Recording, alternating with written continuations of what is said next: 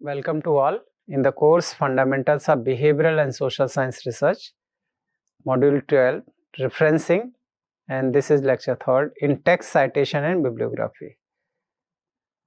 After the reading of this content and this session, understand what in text citation and bibliography mean, differentiate between various citation styles, recognize the importance of giving credit to sources, prepare accurate in text citation and bibliography.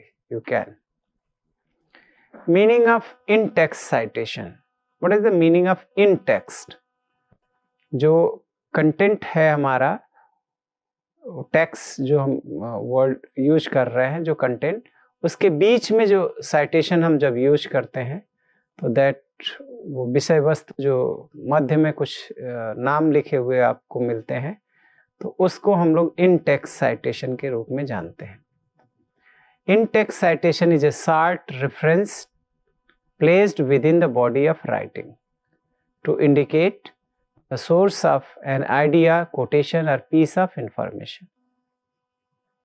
Within the body of writing, जो लेखनी हमारी चल रही है उसी लेखनी के बीच में हम कुछ सोर्सेज दे देते हैं, बहुत शॉर्ट में एक छोटा सा रेफरेंस दे देते हैं, किसी का नाम लिख के, पेज लिख के, नाम पेज के साथ, नाम ईयर के साथ, तो वो नाम भी सरनेम के साथ हो सकता है, केवल जैसे कि नागेंद्र कुमार तो कुमार कामा 2020.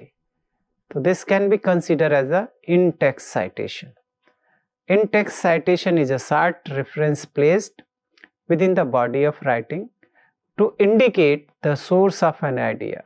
वो जो विचार हम लेके चल रहे हैं, लिख रहे हैं, वो कहाँ से आए, वो कोटेशन कहाँ से उठाया हमने, और पीस ऑफ इंफॉर्मेशन जो सूचना हम यूज में वो सूचना है, वो सूचना का टुकड़ा कहाँ से उठा, कहाँ से मिला, व्हाट इज देयर क्रेडिबिलिटी. तो therefore we use the in text citation that reflect the idea at once.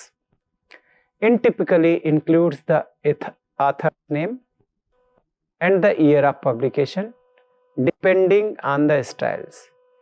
मैंने पहले ही आपको बताया कि इसमें दो चीज़ें हम मेजरली यूज करते हैं, एक तो ऑथर का सरनेम और दूसरा जो पब्लिकेशन का ईयर है उसको मेंशन करते हैं.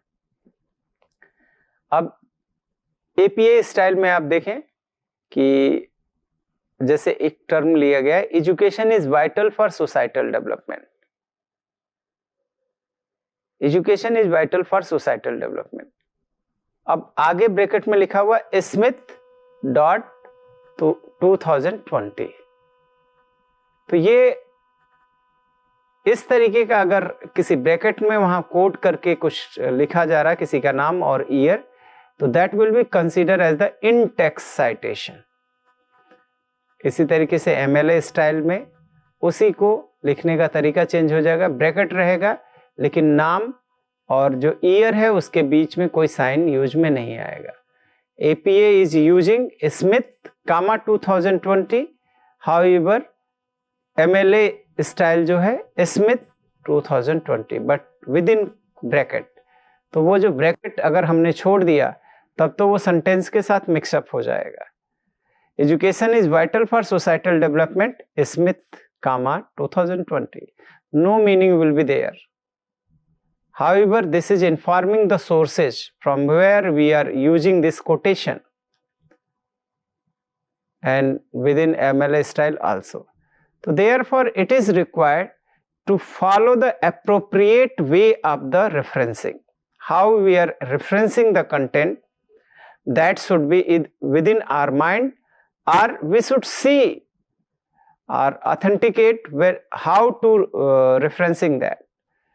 तो इसलिए जो इन टेक्स्ट साइटेशन है वहाँ पे भी हमें बहुत ही सतर्कता की आवश्यकता है कि when we are going to citation within text, तो that is must important to know their ways, उसके तरीके को जाने कि हम वहाँ कैसे लिखते हैं. And if we are following the APA styles then we should follow the APA format. Otherwise what format styles we are using for the text citation, in text citation, or we can say the referencing, so that we should in our mind. Why is in text citation used? अब हमें बात करनी है कि जो इन text citation क्यों use में आता है, प्रयोग में क्यों है। तो देखें, it present the original source of information. Yes, जो रेफरेंसिंग का कॉन्सेप्ट है उसी को ये इंडिकेट कर रहा है। It present the original source of information, जो इंफॉर्मेशन का जो स्रोत है वो ओरिजिनल स्रोत, उसको ये इंगित करता है कि ये उनके थ्रू लिखा गया है। मैंने कहा कि कुमार 2022, इसका मतलब कोई व्यक्ति है जिसका नाम है और उसका सरनेम को वहां रिफ्लेक्ट किया जा रहा, और उसकी लिस्ट हमें मिलेगी कहां पे? रेफरेंसिंग लिस्ट में या बिब्लियोग्राफी में। It helps to avoid plagiarism, और जो रेफरेंसिंग या का कॉन्सेप्ट ही है कि अवॉइड प्लेगरिज्म। अगर वो नेम ईयर के साथ वो दिख रहा है, it means that content is developed by the particular individuals, और हम उसको अवॉइड करने का जस्ट लाइक दैट यूज नहीं करेंगे। अगर कोटेशन नहीं है, वो स्टेटमेंट है, तो उसको हम पैराफ्रेज करके उसके नेम को यूज कर सकते हैं। लेकिन वहां से हमें ये पता चल जाएगा, ये आइडिया मिल जाएगा कि अगर सेम नेम यूज हो रहा है, it means that can be plagiarized. Second, next one, it builds the credibility of our work. हमारे कार्य की जो क्रेडिबिलिटी है उसको बढ़ा देता है।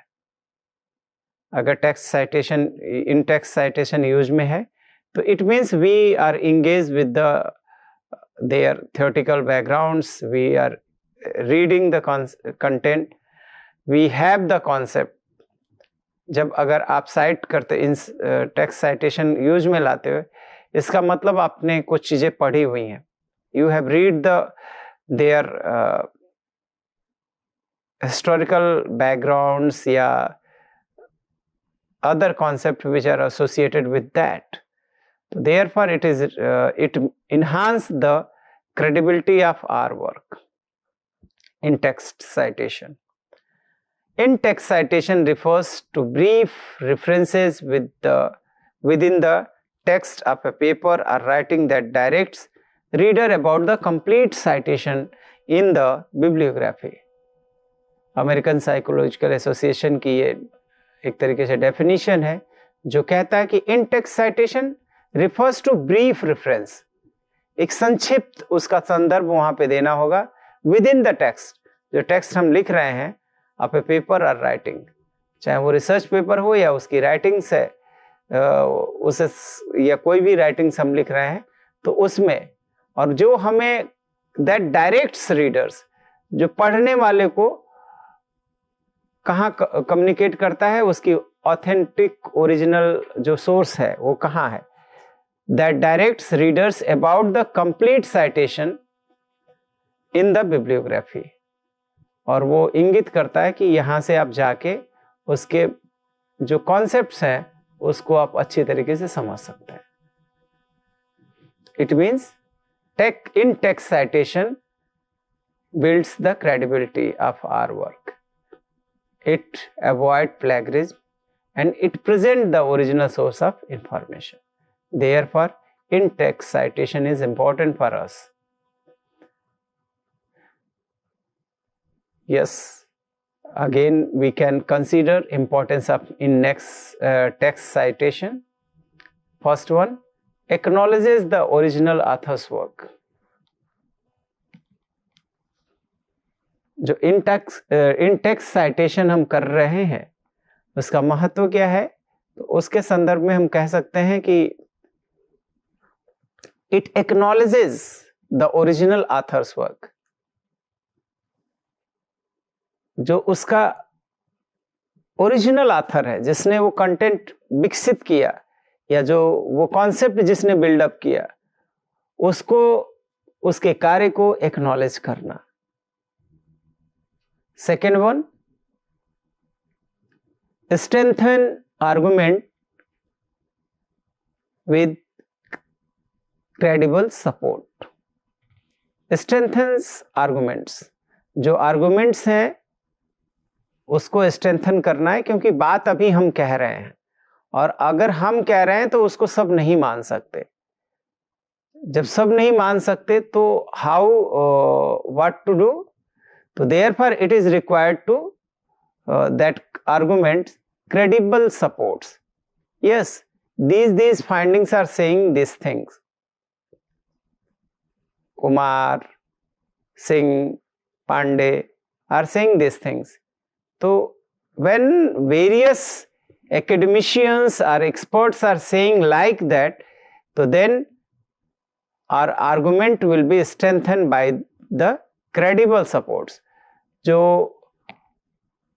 वर्क किया जा रहा है उसकी फाइंडिंग्स को पीछे के कार्य भी सपोर्ट करते हैं या उससे डेविएट करते हैं, तो we are propounding a knowledge that can be like that और that may be against that, but that will come in existence. तो देयरफॉर टेक्स्ट साइटेशन जो है वो आर्गुमेंट को स्ट्रेंथन करता है with the credible supports. Second, maintains academic honesty and avoids plagiarism. Second, जो word कह रहा reflect कर रहा कि maintains academic honesty. Academic honesty का मतलब कि if we are citing the names of others within text, it means we are respecting to the other dignity or other ideology or others concept. It means we are not copying the ideas of them, we are giving the credit at here to them. तो जब हम किसी को credit दे देते हैं तो that is academic honesty, वो academic honesty के रूप में मानी जाती है.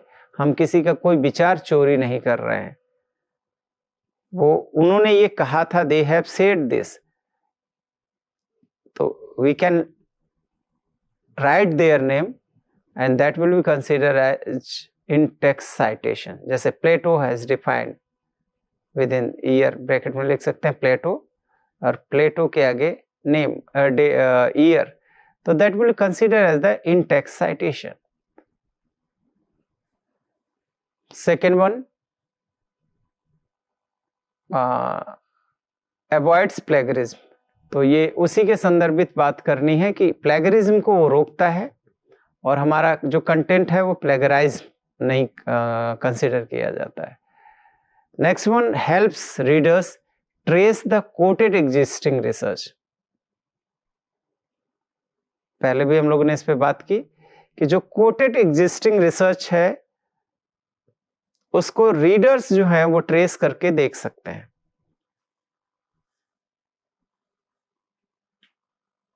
और वर्क की अकाउंटेबिलिटी असेस की जा सकती है या बढ़ जाती है. तो it and also they can understand the depth of study. तो जो रीडर्स है वो ये भी समझ सकता है कि जो ये वर्क है ये तो बहुत ही ऑथेंटिक है और दिस इज वेरी फ्रूटफुल. तो understand the depth of study. तो according to the Council of Writing Program Administrators WPA 2020, correct citation practices are central to maintaining the ethical standards of academic writing. जो Council of Writing Program Administrators हैं वहाँ से एक word है कि correct citation practices are central to maintaining the ethical standard of academic writing. तो जो citation की एकदम सही प्रक्रिया है, प्रैक्टिसेस हैं, सिद्धांत हैं, are central to maintaining the ethical standards. और they are saying that maintaining the ethical standards of academic writing को वो strengthen करना चाहते हैं, तो उस हिसाब से वो बात करते हैं. अब यहाँ बात जो हो रही है कुछ इस तरीके से कि methods are styles of in text citation. Methods oblique styles of in text citation. Style APA की बात करें और इन टेक्स्ट फॉर्मेट, तो एपीए में देखिए कि जो हम लोगों ने देखा है कि एग्जाम्पल के एग्जाम्पलरी, सरनेम, कामा, ईयर, तो ब्रैकेट में करके लिखा हुआ है स्मिथ, कामा 2020। तो वो जो टेक्स्ट होगा उसी के बीच जहां वो खत्म होगा तो उसके बाद में ब्रैकेट में ये लिख देंगे, और ब्रैकेट नहीं हटना चाहिए, कामा नहीं हटना चाहिए। अगर कामा हट जाएगा तो वो एपीए का स्टाइल नहीं रह जाएगा। तो this is generally use in the discipline social sciences, humanities, literature and philosophy, MLA also humanities and literature. तो इसमें MLA में केवल एक जो विशेषता है कि that we remove the comma after the name of particular body, and it is also useful in the field of social science, humanities, literature, but is majorly used in the language. Chicago दोनों से difference है। आप देखें उसमें author का surname use में आ रहा है, ईयर यूज में आ रहा है, और पेज नंबर कहाँ पे क्या कहा गया है वो भी यूज में आ रहा है। तो ये majorly history and some sciences में यूज होता है। Now we can talk about the bibliography. अभी हम लोगों ने देखा कि जो इन टेक्स्ट साइटेशन है, जो टेक्स्ट हम डेवलप कर रहे हैं या जो हमारी राइटिंग है एकेडमिक, उसके बीच में हम कोई कंटेंट कहाँ से हमारे दिमाग में आया, हमने कहाँ से उद्धरण दिया, वो किसी का नाम लिख के और ईयर लिख देते हैं, that is consider as the in text citation. But bibliography is a different concept. Bibliography is a comprehensive list, एक बहुत जिसे कहते हैं समृद्ध सूची, और वो सूची जो सभी सोर्सेज हैं, of all the sources that we have consulted are referred to while preparing our work, even if we did not directly cite them in the text. इसको इस तरीके से भी समझ सकते हैं कि a bibliography is a list of sources, जिसमें print media, electronic media, books, article, website, etc. Bibliography is a list of sources consulted during the research and writing process, placed at the end of document. ये modern language MLA association की definition 2016 में define किया था। तो यहाँ दोनों से यही निकल कर आता है कि बिब्लियोग्राफी क्या है, एक लिस्ट ऑफ सोर्सेज जहाँ से हमने डेटा कॉन्सेप्ट्स लिए हैं, डेवलप अपने कॉन्सेप्ट को वो आधार दिया है।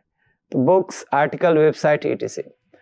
Consulted during the research and writing process, जो अनुसंधान हम कर रहे हैं उस समय उनको हमने सहायता ली, और साथ ही साथ जो राइटिंग प्रोसेस में हमें सहायक रहे उनको याद किया, उनको प्रयोग में लाए। और इन सारी चीज़ों को जब हम जिनको प्रयोग में लाते हैं, जिनसे हम अपने इनसाइट बनाते हैं, और उनको लिस्ट करके प्लेस करते हैं एंड ऑफ ए डॉक्यूमेंट, तो that consider as the bibliography. क्योंकि बिब्लियोग्राफी हम लोगों ने बात करी है कि थीसिस और डिसर्टेशन में जनरली यूज में हम लोग लेते हैं। इसके साथ साथ बुक्स, जो लोग ऑथेंटिक बुक लिखते हैं उसके पीछे वो अपने रेफरेंसेस सारे दे देते हैं। तो यहाँ बिब्लियोग्राफी में की कंपोनेंट्स हैं, पहला author's name, after that title, publisher and place,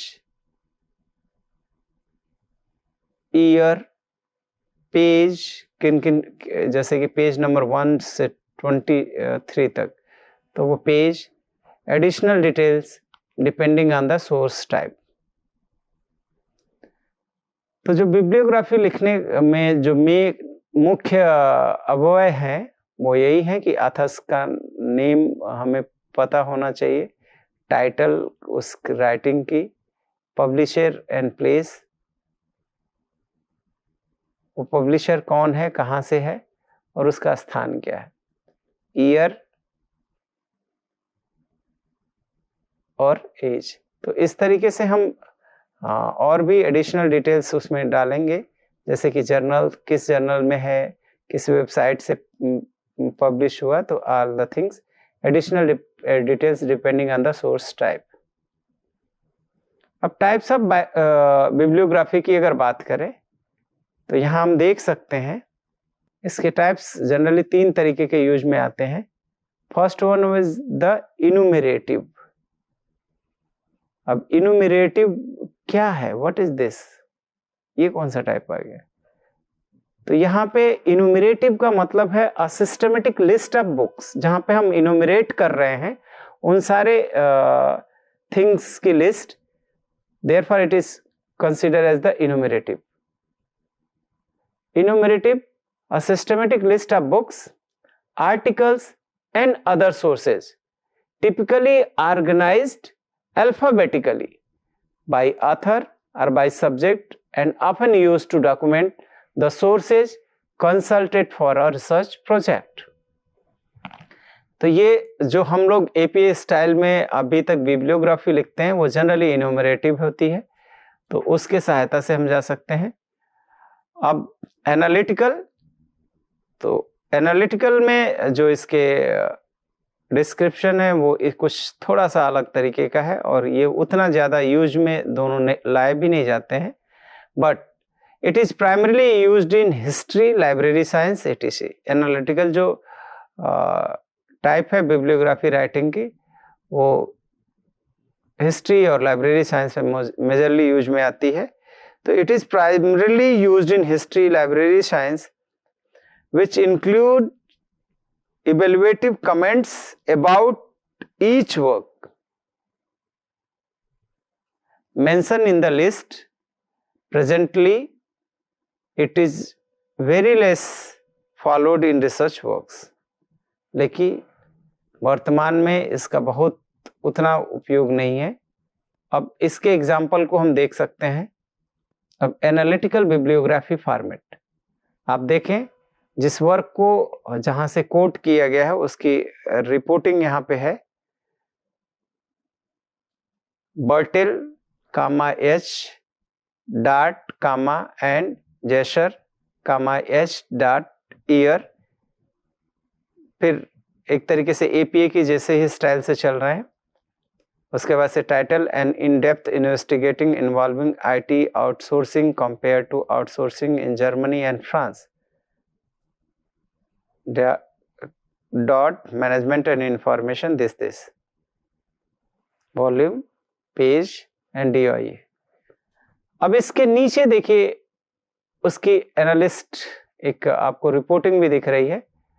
The authors presented an analytical investigation on the actual benefits involving IT sourcing according to the combined results of an administered survey to IT companies, including statistical measures from local and German or French firms. The data covers a range of different unit type of IT business. तो ये एक referencing थी, but there जो वे है इसमें जो reporting है वो एक उसके साथ एनालिसिस भी लगी हुई है, तो therefore it is considered as analytical bibliography. तो it is a form of bibliography. Third one annotated bibliography. Annotated bibliography, it include a summary or critical analysis along with citation. Annotated bibliography जो है अपने साथ एक summary भी उस work की रखती है, तो वहाँ पे एक एनालिसिस थी, यहाँ पे summary. It include a summary और critical analysis along with citation। तो अब हम एक एग्जाम्पल के थ्रू इसको देख सकते हैं। यस, अब एनोटेटेड बिब्लियोग्राफी आप देखें, यहाँ पे एक वर्क हुआ है, उस वर्क की यहाँ पे साइटेशन दे रखी गई, Forsyth comma M dot bracket में ईयर, फिर dot the elements of eloquence colon secrets of the perfect turn of phrase full stop Penguin books. और उसके नीचे जो बात कह रही है, कहा जा रहा है कि the author Mark Forsyth examine the theoretical devices used in the English language analyzing the patterns। तो उसकी एक समरी टाइप में दी गई है, तो that is consider as the annotated bibliography. तो annotated bibliography it includes a summary और critical analysis along with citation। We have seen the examples। तो types of bibliography here we consider three types है, enumerative, analytical and annotated bibliography। Generally जो APA styles है that will consider as the enumerative।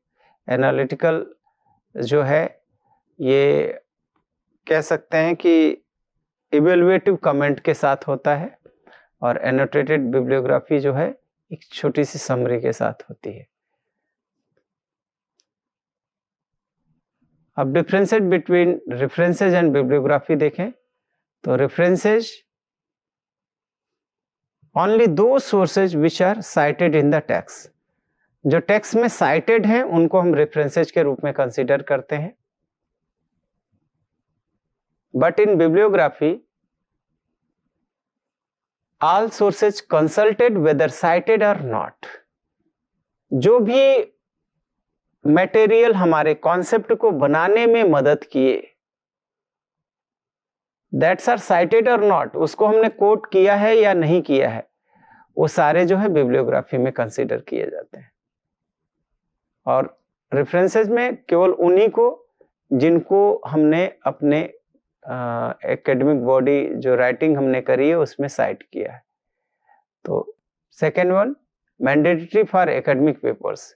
Reference अगर आप लिख रहे हो कोई एकेडमिक पेपर तो उसमें मैंडेटरी है कि उसको एसोसिएट रेफरेंसेस लिखे जाएं। और bibliography often optional unless specified. जब तक कि यहाँ पे बिब्लियोग्राफी जो होगा वो ऑफन ऑप्शनल अनलेस स्पेसिफाइड, जब तक वो स्पेसिफाइड नहीं हो जाता, तो जैसे थीसिस में लिखना है, डिजर्टेशन में है, तो वहाँ वो लिखते हैं, अदरवाइज हर जगह वहाँ नहीं लिखते। बट जैसा कि रेफरेंस में हमने देखा कि वो एकेडमिक पेपर्स लिखने के लिए मैंडेटरी है। रेफरेंसेस जो है वो शार्टर लिस्ट होती हैं और बिब्लियोग्राफिक लॉन्गर लिस्ट होती है। अगर हमने 10 पेपर्स को पढ़ा और 10 पेपर्स को पढ़ के एक पेपर जो कॉन्सेप्चुअल पेपर हम डेवलप कर रहे हैं, तो उसमें जो लिस्ट होगी वो बहुत ज़्यादा नहीं होगी, that will be shorter. But in bibliography हमने 20 किताबें पढ़ी हैं, 20 राइटिंग्स पढ़ी हैं, उस 20 राइटिंग्स हो सकता है हमने उसको साइट ना किया हो अपने पेपर में या राइटिंग्स में, but they have framed our insight. उन्होंने उस पूरे उसने जितनी किताबें हैं उन्होंने हमारे उस इनसाइट को डेवलप करने में जरूर मदद करी। तो I have not cited but they have contributed to build the conceptual framework. वो कॉन्सेप्चुअल फ्रेमवर्क बनाने में हमारी मदद करी है, तो therefore that should be listed within our references. तो इसलिए जब पूरे रेफरेंसेस को लिखा जाता है तो वो बिब्लियोग्राफी के अंदर कंसीडर की जाती है, वो लॉन्गर लिस्ट होती है। और references only shorter list which are cited within work. तो एग्जाम्पल अगर एक देखें कि if we cited 10 books in our article, our reference section will have only those 10 citation. Next one, if we read 20 books but cited only 10, our bibliography will list all 20. तो इस तरीके का एक डिफरेंस हम देख सकते हैं कि जो साइटेड हैं और उन्हीं को यूज में लाया जा रहा है, that will be consider as the references, but bibliography में जिनको कंसल्ट किया गया है, दैट्स आर साइटेड और not, that will be consider as the bibliography. और references mandatory for academic purpose, bibliography में often optional unless specified. Yes, इस shorter list एक छोटी सूची होती है और लॉन्गर लिस्ट बड़ी सूची होती है बिब्लियोग्राफी की. तो इस तरीके से now what should be avoided during the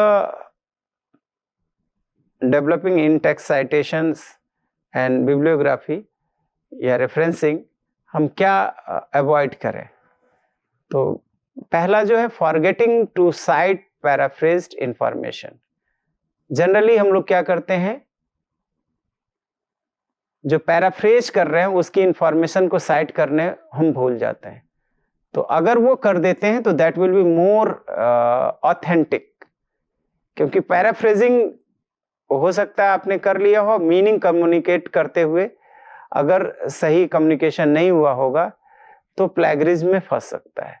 तो देयरफॉर हम इसको रेफरेंस साइट कर दें, otherwise it can be consider as the plagiarise.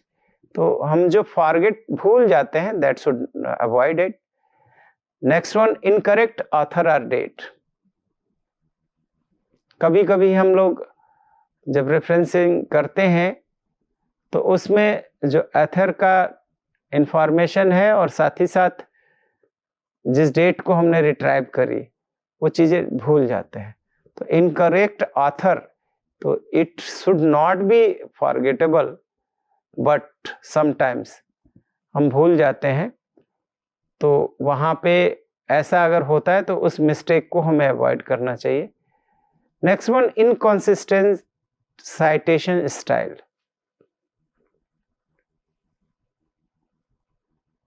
अब यहाँ कह सकते हैं कि कॉन्सिस्टेंट साइटेशन स्टाइल नहीं है, अभी जस्ट उसके बाद से फिर एक अपडेटेड वर्जन आ जाएगा, 6th था 7th आ गया एपीए के संदर्भ में. इसी तरीके से सारे केसेस में है कि एक इनकंसिस्टेंट साइटेशन स्टाइल रहती है, तो जिससे कंसिस्टेंटी नहीं बन पाती. अभी लोग सीख रहे हैं साइटेशन करना और after few year 2 or 3 years after एक नई स्टाइल आ गई. तो therefore no update in bibliography when adding और रिमूविंग सोर्सेस. कभी कभी ये भी हम कर देते हैं कि बिब्लियोग्राफिंग में हम ऐड या रिमूव करना भूल जाते हैं जब हम अपडेट अपने कंटेंट में कुछ और कर रहे हैं.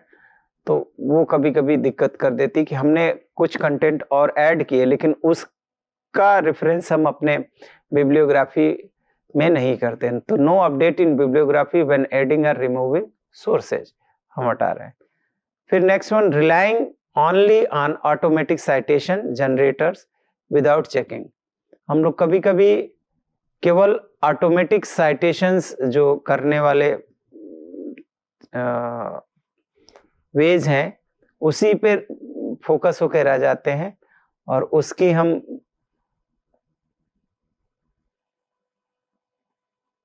बिना चेक किए उस पर विश्वास कर लेते हैं. तो relying only on automatic citation generation without checking. तो अगर उसके ऑथेंटिक सोर्स से हम उसको चेक भी कर लें तो that will be more better. और तो therefore it should not be avoided. And always double check citation formats manually using official guides and handbook. तो यहाँ पे ये कह सकते हैं कि हमें डबल चेक साइटेशन के लिए फॉर्मेट यूज में लाना चाहिए मैनुअली एंड ऑफिस जो टेक्निकली यूज में ला रहे हैं.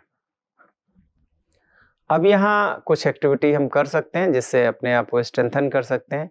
Activity 1, given the following source create an in text citation in APA and MLA style. अब आपको एक एक्टिविटीज इसमें इन्वॉल्व करना है कि एक फॉलोइंग सोर्स आपको जो दे रखा गया बुक है research method in education by Cohen, Menen and Morrison. अब इसको आपको इन टेक्स्ट साइटेशन में लेके जाना है। How to introduce in text citation, like that activity 2 है find a short paragraph from any article and practice writing an appropriate in-text citation and corresponding bibliography entry. So by these activities you can strengthen yourself. अब अगर यहाँ पे कुछ question सोचें आप, why is it important to cite sources even when you paraphrase in your own words? Yes, क्यों जरूरी है कि साइट सोर्सेज जबकि आप उसको पैराफ्रेज करके अपने शब्दों में लिख रहे हैं। Second one, think about a time when you used someone else idea without citation, what impact could it have an on academic integrity. अगर आप एक स्थिति ऐसी सोचें, you used someone else idea without citation, उसके कॉन्सेप्ट को आपने बिना साइटेशन के यूज में लाया, तो what impact could it have an academic integrity पे इसका क्या प्रभाव होगा, इसको सोच सकते हैं। Now after the reading of this references you can strengthen your concept. Thank you.